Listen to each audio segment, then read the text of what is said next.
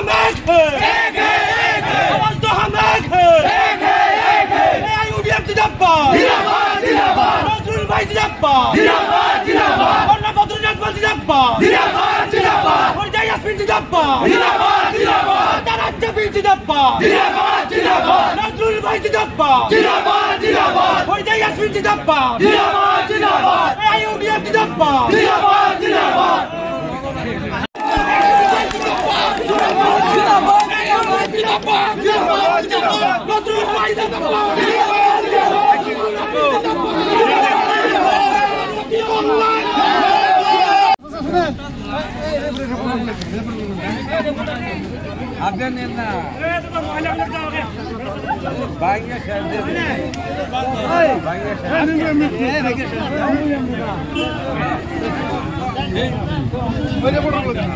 नजरुल हक जिंदाबाद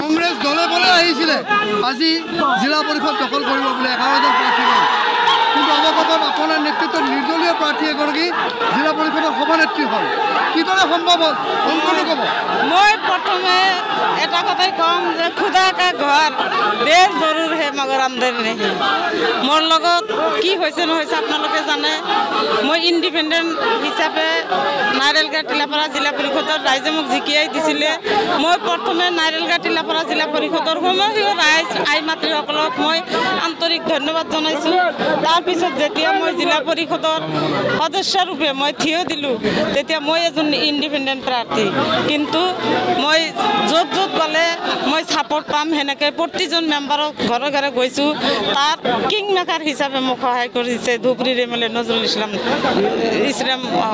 ডাঙৰীয়া নজৰুল হক ডাঙৰীয়াই আমাক মানে পূৰ্ণ সহযোগিতা কৰিছে আৰু মোৰ সতীৰ্থ আজি শাবানা বাইদেউ মোৰ কাৰণে যি জানে পৰিশ্ৰম কৰিছে আমাৰ আগৰ জিলা পৰিষদৰ সতীৰ্থ বন্ধু মোৰ আলতাফ হোসেন ডাঙৰীয়া আৰু আমাৰ UDFৰ মেম্বাৰখিনি একত্ৰিতভাৱে মোৰ লগত লাগি আছিলে তেখেতৰ পৰা মই কোনো অসুবিধা পোৱা নাই তাৰপিছত মই ইণ্ডিপেণ্ডেণ্ট হিচাপে প্ৰতিটো মেম্বাৰক মই আহ্বান ৰাখিছোঁ মই BJP কংগ্ৰেছ AIUDF ৰাইজৰ দল সবকে আহ্বান ৰাখিছোঁ কিন্তু BJP আজি ভোট দিবলৈ অহা নাই এবচেণ্ট থাকিছে সেইটোলৈ আমাৰ কোনো আপত্তি নাই 15জন মেম্বাৰৰ ভিতৰত মোক 8টা ভোট দিছে সেইখিনিলৈ মই সন্তুষ্ট 4টা ভোট ক'ৰ পৰা পালে অবভিয়াছলি কংগ্ৰেছৰ পৰা আৰু ক'ত UDF ওপেন কৈ দিছে মোক ভোট দিব তে বাকিখিনি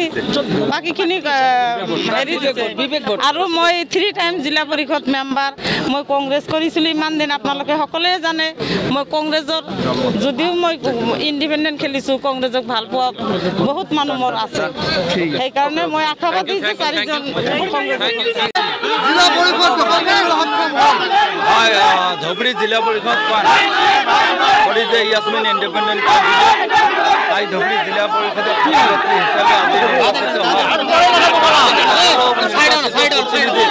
আন্তৰিকভাৱে ধন্যবাদ জনাইছোঁ আৰু সমূহ আমাৰ যিবিলাক সাপোৰ্টাৰ ভোটাৰ সকলোকে ধন্যবাদ জনাইছোঁ ইয়াৰ মূল কাৰণ হ'ল যোৱাবেলি কংগ্ৰেছৰ জিলা পৰিষদ বডিখন আছিল বহুত দুৰ্নীতি হৈছিল আৰু আমাৰ যেহেতু মেম্বাৰ স্পট আছিল তাৰপিছতো আমাৰ কেণ্ডিডেট যিজনী আছিল তাই আজি ধুনীয়াকৈ জিকিবলৈ সক্ষম হ'ল ইয়াৰ কাৰণ হ'ল আমাৰ মাননীয় সাংসদ ৰকিবুল হুছেইন ডাঙৰীয়া যি নেতৃত্ব লৈছিল একচুৱেলি তেখেতক শিক্ষা দিবলৈ মেম্বাৰখিনিয়ে যথেষ্টখিনি আমাক সহায় কৰি আমাৰ মনোনীত প্ৰাৰ্থীক জিলা পৰিষদ সদস্য সভানেত্ৰী হিচাপে জিকাইছে সভানেত্ৰীৰ উপসভানেত্ৰী কোন হ'ল আজি সভানেত্ৰীৰ কাৰণেতো ফৰিদা ইয়াসমিন মিয়া তেখেত সভানেত্ৰী পদত অধিষ্ঠিত হৈছে আৰু ধুনীয়াকৈ জিকিছে ইয়াত কোনো সন্দেহ নাই 2 নম্বৰ উপসভানেত্ৰীৰ কাৰণে দুজনী প্ৰাৰ্থী আছিল ৰেজিনা বেগম আৰু এজনী কোনোবা আছিল মই তাইৰ শাহনাজ বেগম নে কি আছিল আমাৰ জিলা পৰিষদৰ সভানেত্ৰী আমাৰ মনোনীত প্ৰাৰ্থী জিকিছে আৰু ফৰিদা ইয়াসমিন মিয়া আৰু মেইন কাৰণ হ'ল আজি ভোটটো দিয়াৰ কাৰণ হ'ল ৰকিবুল হুছেইন ডাঙৰীয়া যেহেতু নেতৃত্ব নিছে নিৰ্বাচিত সদস্যসকলে মোক আগতে জনাইছিল আমি উন্নয়নৰ ক্ষেত্ৰত ফৰিদা ইয়াসমিন মিয়াক আমি ভোট দিম, কোনো ইয়াত অসুবিধা নাই। বিজেপি যেহেতু বিৰত আছিল ইহঁতৰ পাৰ্টিৰ পলিচিৰ কথা আৰু আমাৰ কেণ্ডিডেট ভালকৈ জিকিব পাৰিছে, মই আকৌ এবাৰ সকলোকে ধন্যবাদ জনাইছোঁ। আজি কিমানটা ভোট পালে আপোনালোকে?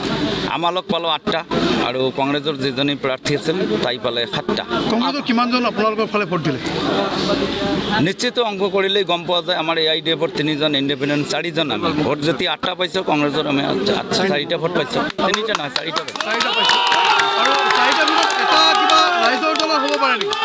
ৰাইজৰ দল কোনো পধ্যে আমাক মানি নলয় আৰু আমি কোনো কথা কোৱা নাছিলোঁ। ৰাইজৰ দলে আমাক ভোট দিয়া নাই। মোৰ যিমান দূৰ ধাৰণা 4টাই আমি কংগ্ৰেছৰ পৰাই পাইছোঁ। আপোনাৰ বিৰুদ্ধে অভিযোগ উত্থাপিত হৈছে যে আপোনালোকে হৰ্চ ৰাইডিং কৰাই পেলাই জিলা পৰিষদ গঠন কৰিছে। ইয়াত হৰ্চ ৰাইডিঙৰ কোনো কথা নাই। একচুৱেলি ইয়াত কথাটো হ'ল ৰকিবুল হুছেইন ডাঙৰীয়াৰ যিবিলাক বৰ্তমান ব্যৰ্থতা, তেখেতৰ অত্যাচাৰ, কাকো মানুহ বুলি গণ্য নকৰে বুলি মোৰ ওচৰত যিখিনি অভিযোগ কংগ্ৰেছী মেম্বাৰে দিছে যে তেখেতক শিক্ষা দিয়াৰ কাৰণে ভোটটো ফৰিদা ইয়াসমিন মিয়াক দিছে, ইয়াত আৰু অন্য কোনো কথা নাই। আৰু আপোনালোকৰ উপসভাপতি কোন হ'ব? উপসভাপতি কোন হ'ব? অলৰেডি হৈ গ'ল। কোন? কি নাম? শাহনাজ বেগম। শাহনাজ বেগম। ঠিক আছে।